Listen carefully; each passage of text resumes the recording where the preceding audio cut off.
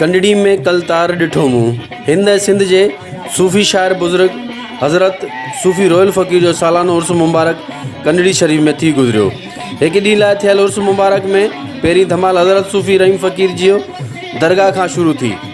दरगाह खे कुंवार जिया सिंगारियो वियो ऐं संदसि दरगाह ते सूफ़ी रहीम फ़क़ीर जे गादी नशीन हज़रत सूफ़ी अनवर रहीम गुलनि जी चादर चाढ़े इफ़्तिताह कयो।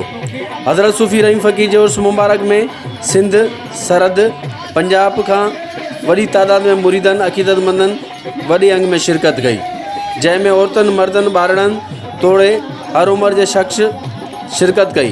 उर्स मुबारक में मुख़्तलिफ़ क़िस्म जा बाज़ार लॻाया विया, जंहिंमें मिठाई जा दुकान, ॿारड़नि जी ख़रीदारी जा स्टॉल ऐं झूला पेड़ ॾिसण में आया।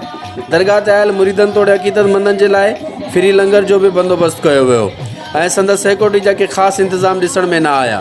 हर साल जीअं हिन साल बि हज़रत सूफ़ी रहीम फ़क़ीर जो सालाना उर्स वॾे अक़ीदत ऐं एतिराम सां मल्हायो वियो, जंहिंमें मर्दनि तोड़े औरतुनि मुख़्तलिफ़ क़िस्म सां साईं वारनि खे भेटा पेश कई। जॾहिं त राति जे पार में सूफ़ियाणी महफ़िल मौसीक़ी बि थी गुज़री, जंहिंमें सिंध ऐं पंजाब जे नाले वारनि फ़नकारनि, जंहिंमें जंसार अली समो, अलस्ती फ़क़ीर, भगत भागचंद, आडू भगत, माई आबदा ऐं ॿिनि फ़नकारनि सूफ़ियाणा कलाम ॻाए पिंडाल में वेठल मुरीदनि तोड़े अक़ीदतमंदनि खे जुमाए छॾियो।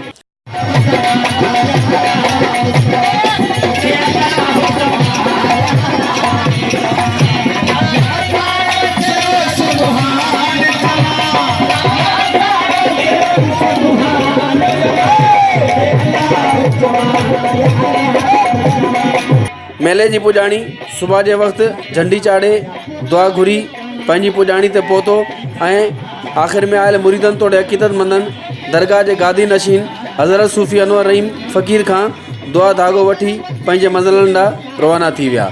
कैमरामैन टीम सां गॾु बाग़ी सागर पवार, सोच टीवी, सखर, कंडड़ी शरीफ़।